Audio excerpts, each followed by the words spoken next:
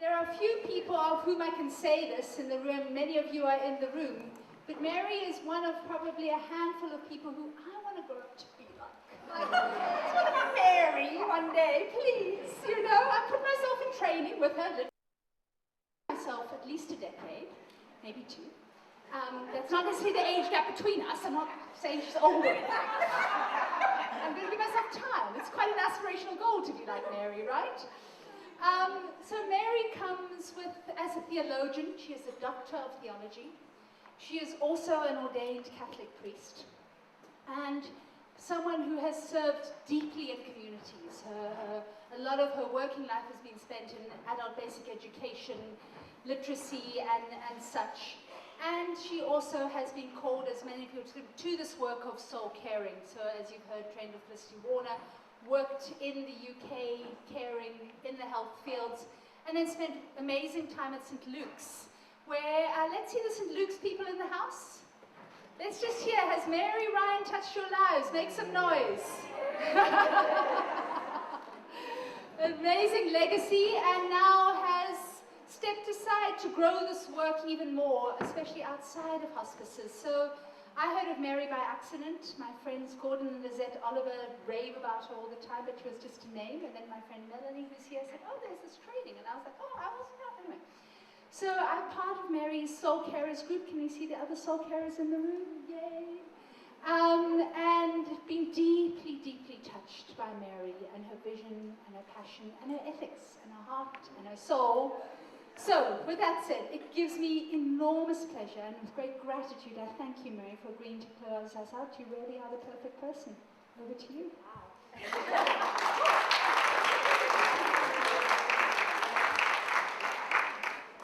Wow, that's quite an entree. But at the risk of this being a mutual admiration society, I really would like, and I hope it's on your behalf, to pay tribute to Leigh.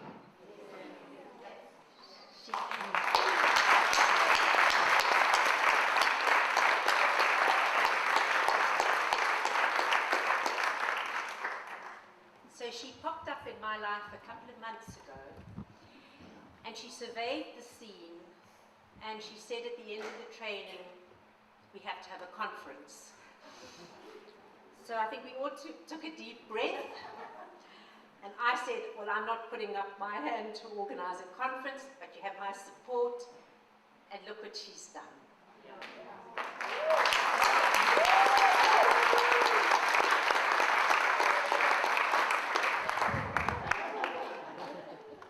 Can you do it again? I didn't get it on camera.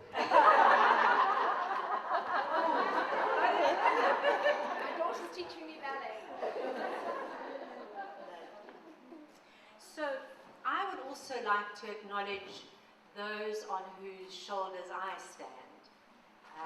We don't come to this work without incredible wisdom and support beneath us.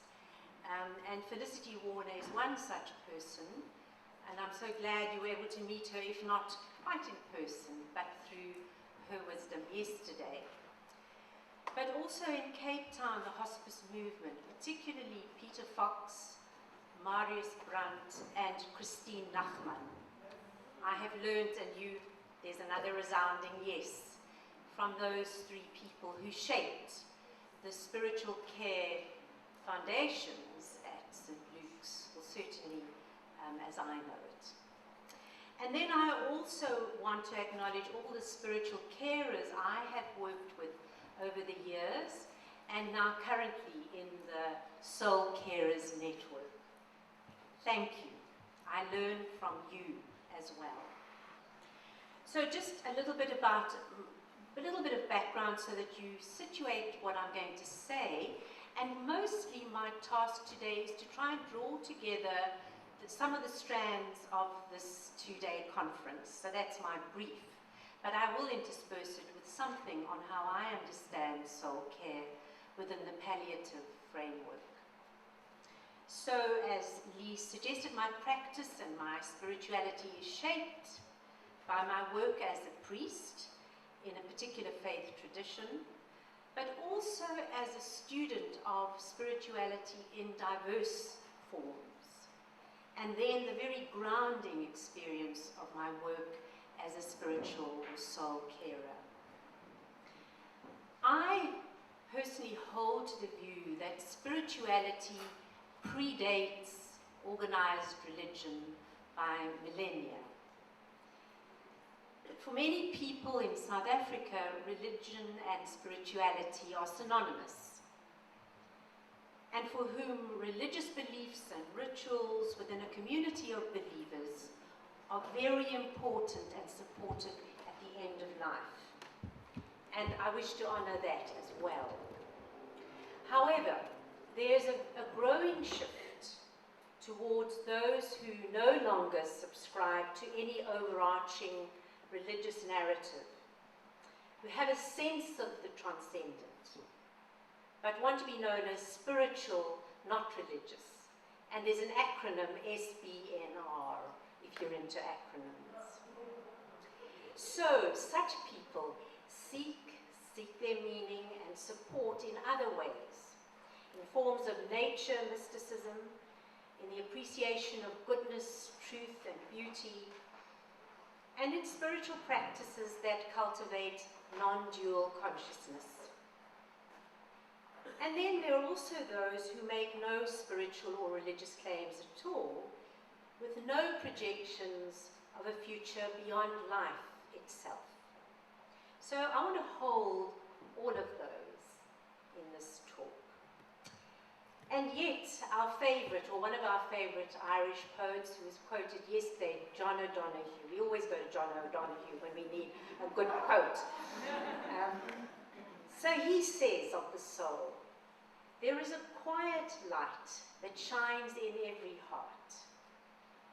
It is what illuminates our minds to see beauty, our desire to seek possibility, and our hearts to love life. The soul is the infinite depth of a person, and it deserves to be tended and nurtured throughout life and to the end." So whatever the person's religious or spiritual or meaning-making system might be, the soul, the infinite depth of a person, deserves to be tended and nurtured through life to the end. So, with that as a bit of a backdrop to how I understand soul, I'm going to point to 4 themes in the next couple of minutes. And Sean is going to go on to the next one. Yeah. So, I'm going to talk about soul care at the end of life and who is doing it, the context within which we do this work, care of the soul within the palliative framework of care, and then conclude with what I'm seeing as some directions for going forward, perhaps for this conference. So, to begin, how do I understand soul care and who does it? Soul care is about harvesting and honouring the story of another as they look back on their life and wonder what it meant. It is the care home manager who encourages residents to have their 4-legged friends and who provides opportunities for gardening, peeling carrots, and performing meaningful and affirming acts of service. It is the medical professional who sees more than the clipboard and the bleeping machines and engages the heart concerns of one who is afraid of dying. It's the gentle touch, the well-chosen music, the skillful listening to what lies behind the words and perhaps what is not spoken. It's the witnessing without judgment to grief, to anger and rage at pending death, or to despair at the meaninglessness of it all. And in the face of the trauma of sudden or violent death, it is the reassurance and calm, practical support. It's the social worker who arranges for the patient to return to their ancestral home to die. It's the carer or cleaner who hears the dying wishes of the person and communicates them to the family. or the nurse who calls the family from far away and connects them by phone with their relative as the end approaches. It's the support given to families as they gather to put things right or to participate in mourning rituals. It's the religious professional who serves the soul needs of the dying person with an offering of a familiar psalm, a mantra, or a prayer that resonates with the person's heart. It's the one who facilitates the appropriate cultural and religious rituals in accordance with the person's wishes. It is the silent presence through the stages of the dying, the vigiling with the body as reverent witness to the journey of a soul, and the careful support at the final goodbye. Soul care is the service to another from a place of deep humility, without any agenda, other than that we are all fellow travelers facing the same unknown, able to be surprised and delighted by the mysteries never imagined. So, I've spoken about who's doing this work, and it is so many people. So many people provide these practical and compassionate acts of service, of soul care, sometimes without any specific training, and often from an intuitive sense of what needs to be done. But clearly there are areas of specialization in this work of soul care.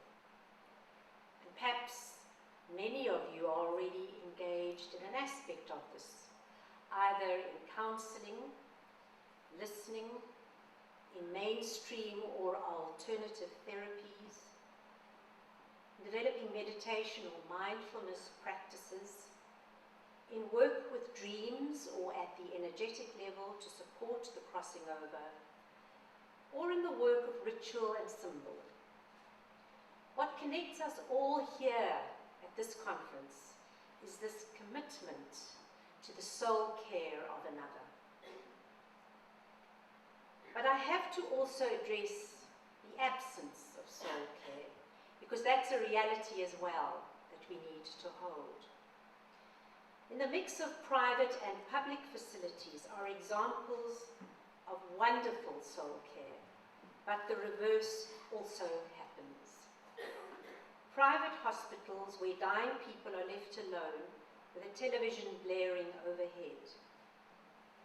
Well-resourced elder care facilities where people are dying from boredom or loneliness, while carers play on cell phones or gossip in a corner. Where those who are poor and have little voice are neglected at the end of life. Facilities that provide excellent meals, manicured gardens, and high standards of hygiene, but where there is minimal stimulation or attentiveness to the rich stories of each person. In such places there is little or no soul care. And then we find facilities where management is overworked and underappreciated, or where staff and carers are overworked and underappreciated, where carers don't care, or where carers care too much and are burnt out. Can we do better than this? Can we aim higher than this? And maybe we need to look at some of the conditions that make this difficult. So yesterday in her opening address, Felicity Warner shaped a little bit the UK context, and then Sonwabo spoke eloquently about the context within which he has worked. And I want to just extend that a little bit broader. We cannot ignore our past when we survey our present or project into the future. And the legacies of colonialism and apartheid created this racially and economically skewed society, which has impacted on educational, health, and welfare systems, and created this economic dispensation that has produced the monsters that we are living with now. Poverty and greed, corruption, abuses of power and entitlement, and an unbridled desire for more. And then the contradictory role of Christian missionaries did not only impose Christianity as the dominant religion over and above other mainstream religions, but also sought to dismantle and subvert indigenous religiosity. And Soulfull spoke about that as well. And then still further back in time, the underlying worldview, which has impacted all cultures and religions, has based on a patriarchal anthropology, builds these social hierarchies, often sees women as inferior, and in some cases without a soul. Such a patriarchal anthropology is alive and well, as we know in our context. And then closer to our communities, gender-based violence, poverty and unemployment, gnaw at the fabric of families and communities. Almost half of the South African potential working population is not integrated in the formal economy, and young people are bearing the brunt of that. Violence, death and trauma have become the norm in many communities. And now, as if it were not enough, consciousness arises around the global environmental crisis, the threat of the very survival of us human beings. That humanity is likely to run out of water, of land, of food and energy, even within this century. So we are looking at an enormous catastrophe. So that's just a bit of the backdrop to which we have to situate our caring. These are the stresses under which all carers are caring. And I include here healers, the medical, nursing, psychosocial professionals, and religious and spiritual carers. The soul of our communities, of our country, of our world, the soul of our earth, they all need care. How will we find the resources within ourselves to care in these challenging situations? How will we develop the necessary regulatory frameworks and the political will that will help us do things differently? But we are a resilient nation, and we can derive huge hope in that. We can do this. And of course, we're not the first to do this either. Soul care is not new. It belongs to ancient wisdom of all cultures and religions, but has largely been lost, submerged with the rise of modernity and the scientific paradigm that has often relegated ancient practices to the realms of the magical, the romantic and sentimental, the unscientific, the soft skills mainly of women. A tiny quote from Felicity's book, and those of you who know the book will know the passage, but it speaks to this ancient wisdom. Although the title Soul Midwife is modern, the role we offer is as ancient as humankind. As a tribe, we have always known how to sit with the dying and soften the final hours.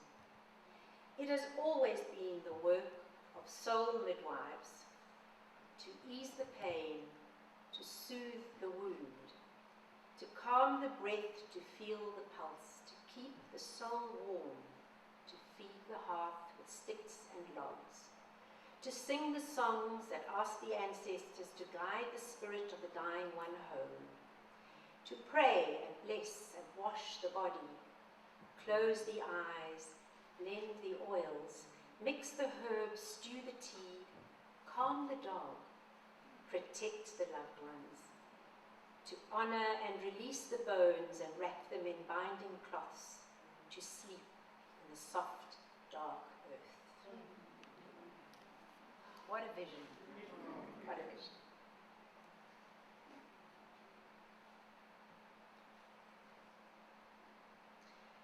So, I want to speak now a little bit about soul care within the palliative framework that Liz mapped out this morning for us in such a clear way.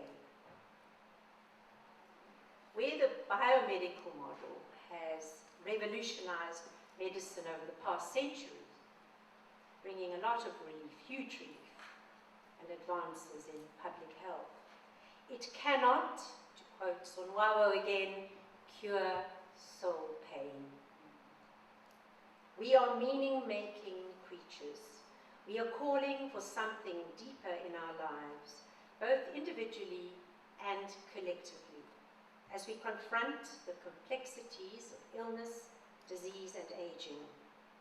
We want our end-of-life care to be concerned with the whole person rather than the disease or the condition.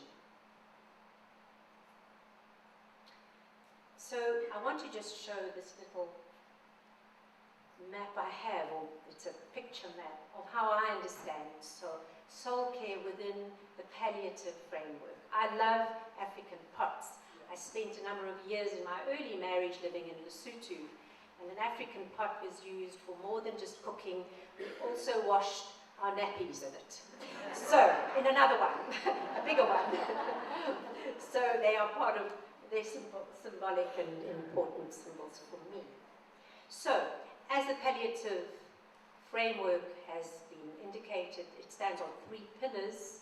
The one is medical and pain relief, the other is psychosocial support, and the third, spiritual care. And the intention in palliative philosophy is that each of the 3 has an equal length of the leg of the pot. Unfortunately, in practice, that doesn't seem to happen. Those of us who work at the end-of-life care want to see this model extended to all end-of-life care, to all elder care facilities, to hospitals, and into people's homes where the terminally ill and the elderly are being cared for. And in South Africa, palliative care has its own particular character, notwithstanding those challenges I was talking about earlier that are the backdrop for all the care we do. We sit in the middle of different cultural forms and the complex intersections of traditionalism and modernity, including different understandings of illness, of healing, and of dying, within Western, within African, and other worldviews. For some, sickness and suffering are manifestations of evil forces or of a breakdown in relationships within the community. An important coordinate for culture-sensitive soul care in such communities requires a shift in focus from the individual to the collective, including group and community-centered interventions instead of the individual focus that is so typical of the Western approach. But other worldviews may see suffering as a result of personal sinfulness or failure, requiring personalized rites of healing and forgiveness. Others yet view sickness and suffering as part of the entropic process in an evolving universe.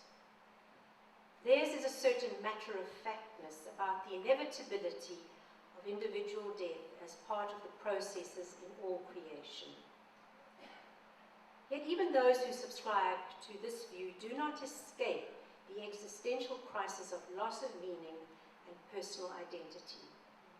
They too need spiritual care. And oftentimes there's not a pure form of a worldview. Perhaps there's a mix, a blend, and it requires the skillful soul carer to navigate the terrain and to determine what support might be helpful in each situation.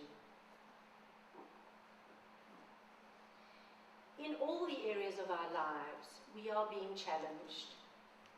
We are being challenged to revise and restructure the way we think, the way we behave, how we travel, what we eat, how we use our Earth's limited resources. What are some of the ways we need to revision and restructure the way we care for one another, and especially how we care for the vulnerable and for those at the end of life?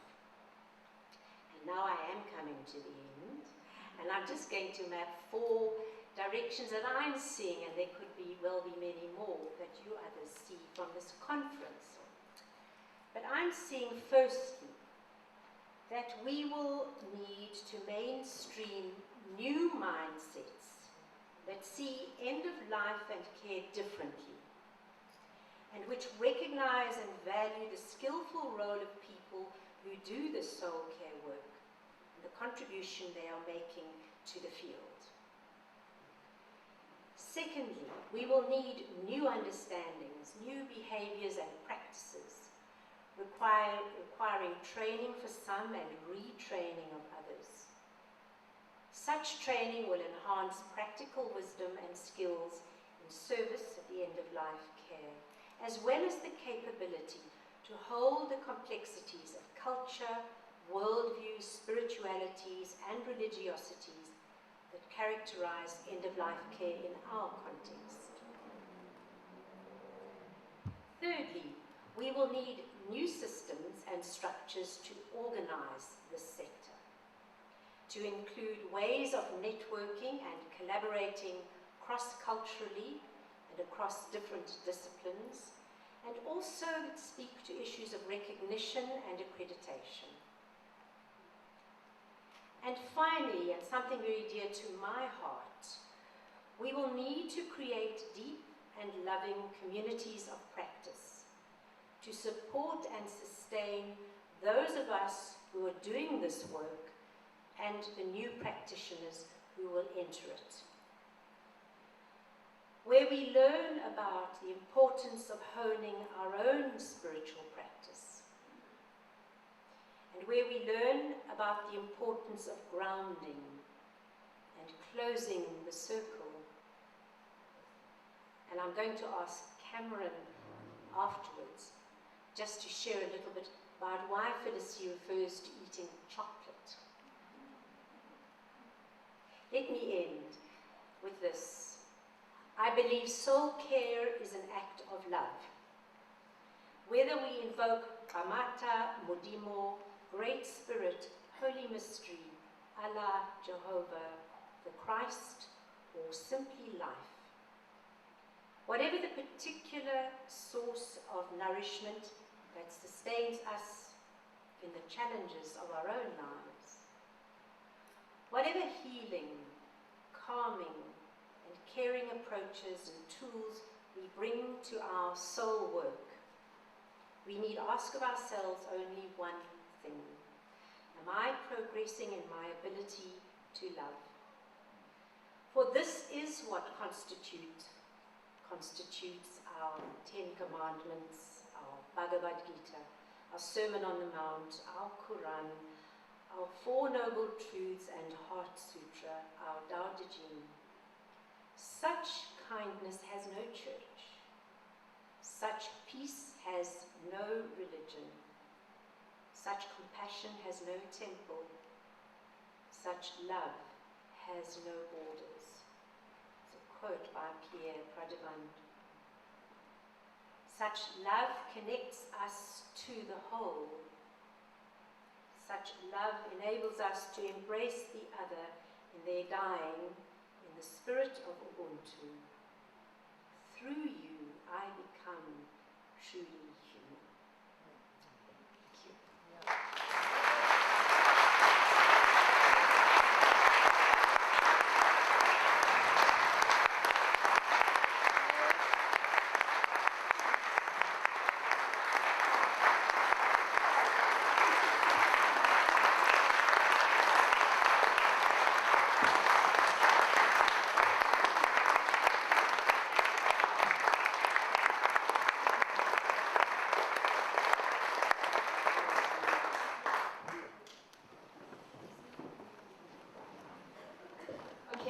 felt it too.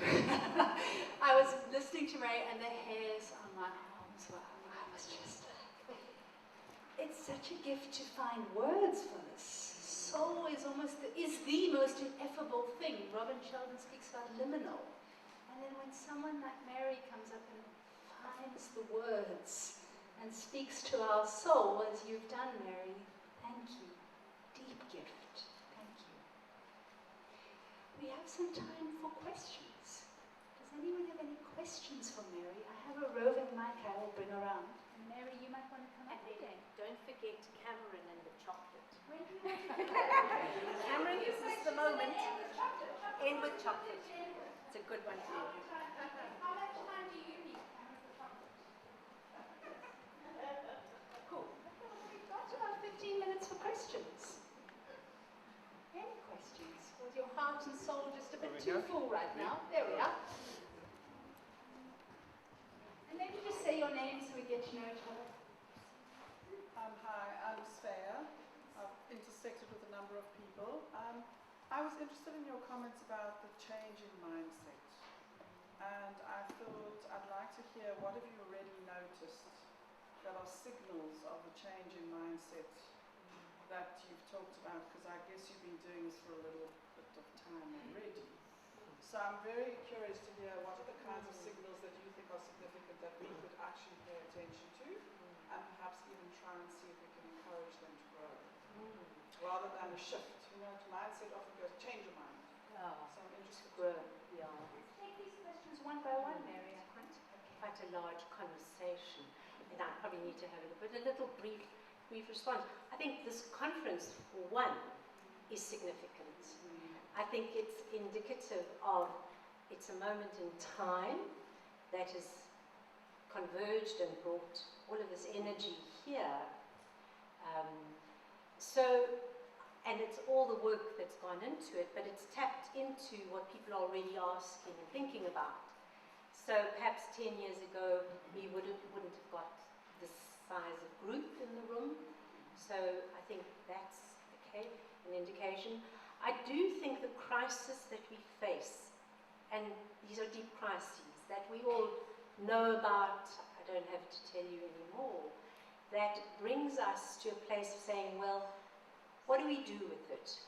Do we succumb to meaninglessness and despair, or do we find opportunity? And that does always bring with it some need for change, because the old ways no longer work. So I don't know if that speaks a little bit to it, but it's a big one, and I think it's something we need to work with in a sustained way if we're going to penetrate consciousness more broadly. Anybody else?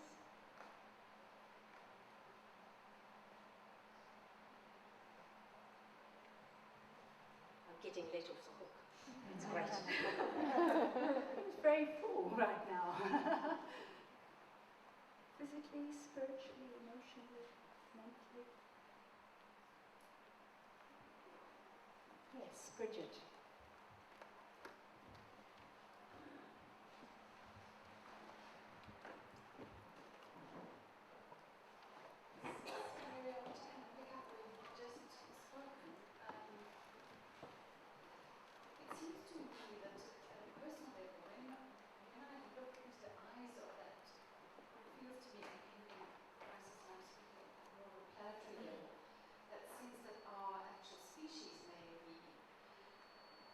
Risk, not only the loss of our extraordinarily beautiful and persistent our ecology, and just koala bears. Last year it was polar bears, this year it's koala bears. But the sense of that loss for me breaks up my heart. So there's something, I always remember John and Macy talking about the deeper we grieve, the more it indicates how much we love. So, well, with your mindset, does that speak a bit to that? I think it does, and just to tune in a little bit there, Bridget, there is a remarkable reporter who's been doing some articles in the Daily Maverick which speak to, that our planet and the thought of the loss of ourselves as a species is calling forth a palliative type of response. So whilst we're doing this on the micro level with the people we care for, we are also at the same time needing to respond to death and dying in our universe. That's huge, and that's a huge existential crisis and something we are going to need to work at, and our spiritualities are going to be stretched and challenged to help us hold center and to live out of compassion with that possibility looming. So I find it to be a very sobering space to be in and doing this kind of death and dying work. I'm not sure if you want to add anything more. Judy. I also want to go up to you like Judy. There's a few people.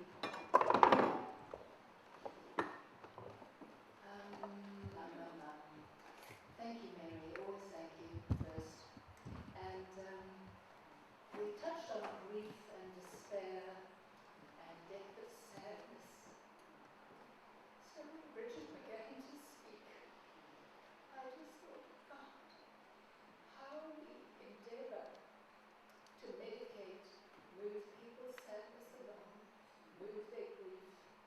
And a few years back, I met someone who helped me see, thank God for your sadness for this earth, for our future that doesn't feel assured at all, and for our children and our grandchildren and the animals and the trees. So I think part of this shifting comes in with being okay, with feeling sad a lot of the time, and that I can be okay with other people's sadness and a sense of despair.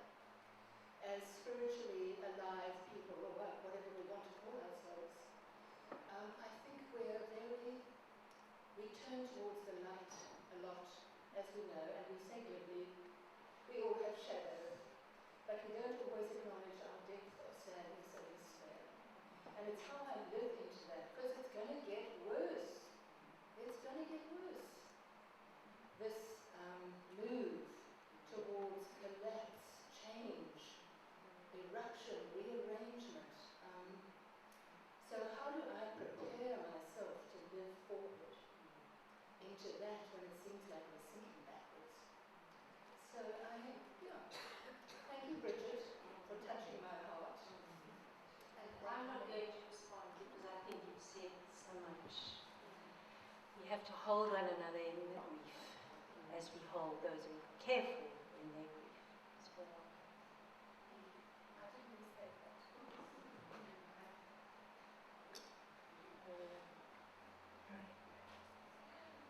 Thanks so much, Mary. I just would love to know a little bit more about the organization you started and how people can have access to the service of the people you trained. How can we practically make use of people who have that experience if there's a need?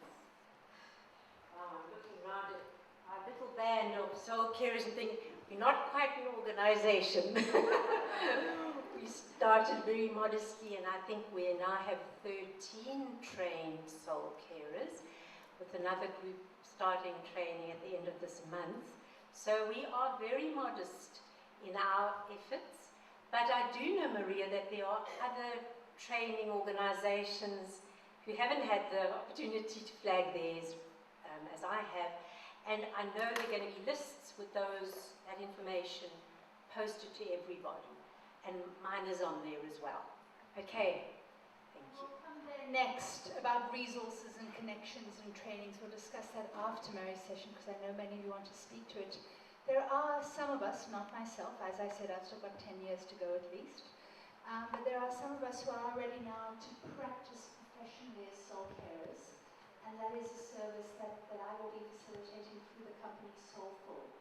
So within the next week or two, we're going to add a page to our website, Soul Caring, Soulful Caring, Soul Carers, And a few of us, about 4 people in the room, will start practicing, which is very exciting, as soul carers professionally. See how it goes. So, Mary, you could connect with you, could reach out to me. We've got business cards today, right? Not to plug us, but just to say we want access to people who've been trained by Mary and practice in the way that Mary speaks. There are at least 4 in the room. Yeah.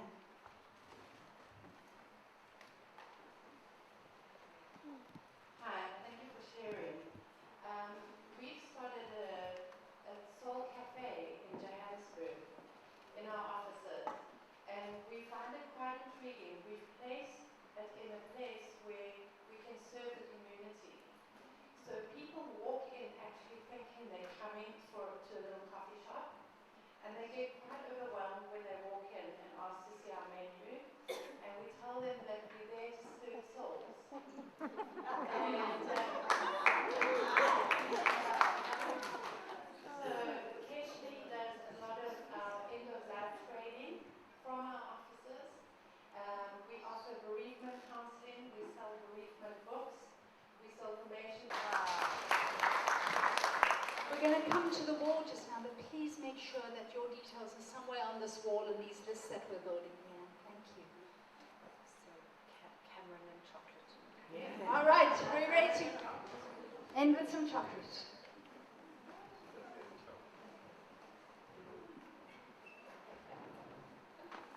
Thank you. I had not planned at all to speak at this conference, as you know, and it has been a great privilege and great fun to be with you all. The last item in the toolbox for the soul midwife is chocolate. And chocolate is there because it's for you.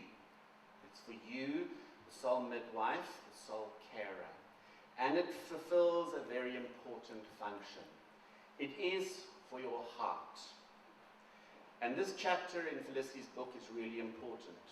And this is not to be in any way negative, but she reminds us that there is no light without darkness. And not all connection is divine. Dying is a very exhausting process. And in that process, the portals between dimensions are opened. And you have to be careful not to absorb the pain and the suffering of the person you work with, simply because you open your heart wide out of good intent. It's important to practice spiritual hygiene.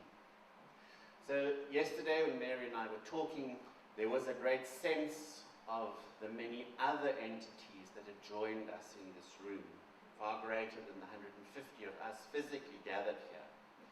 And how when we set an intent for something, we naturally allow it to open. It's therefore really important to close that as well. So these are her 10 guidelines. Always work with salt and water in the room where you're serving a patient or a client or a friend. Always wear dark clothes or neutral colors. The lighter the color, the more it absorbs the energy of the person you're working with. There's a reason that we have nurses and medical professionals always in navy blue to protect them.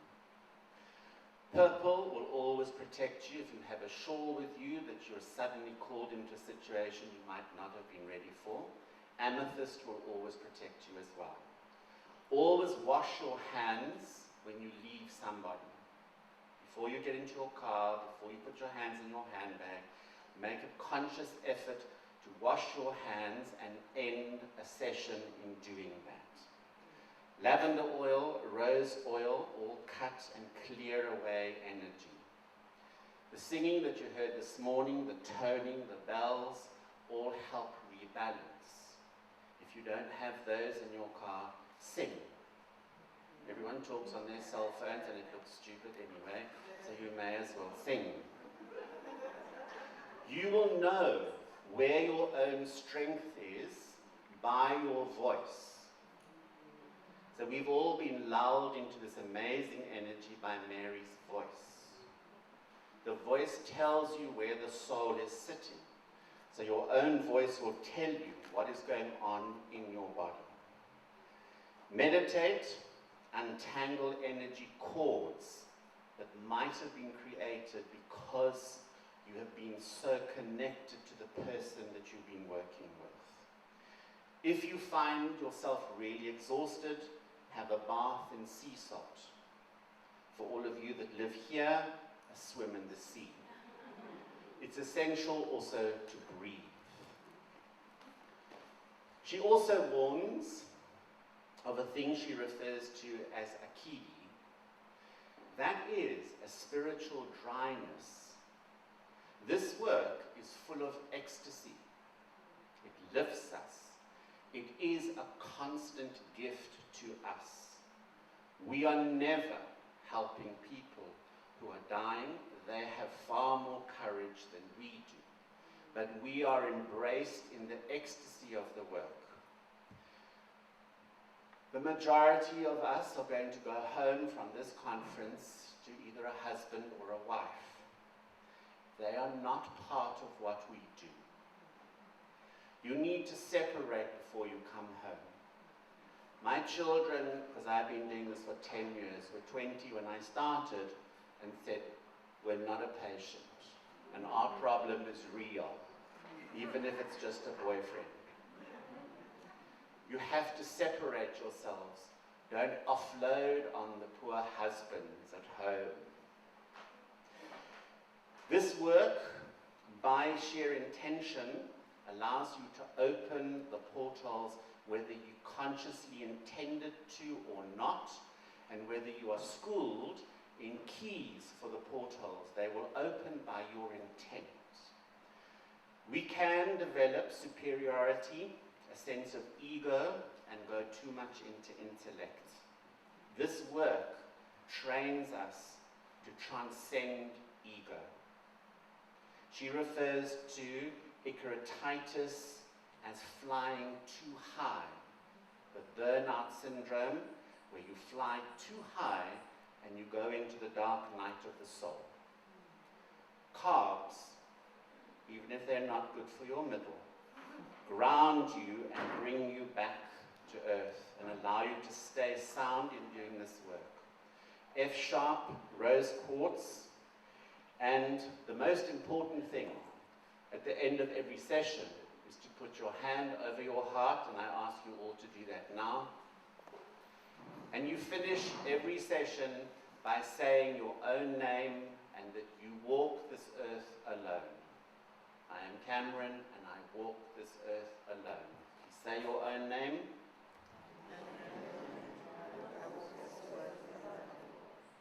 So that is what Felicity would have told you had she been here, and as I spoke on her behalf, I share that with you as we come to the end of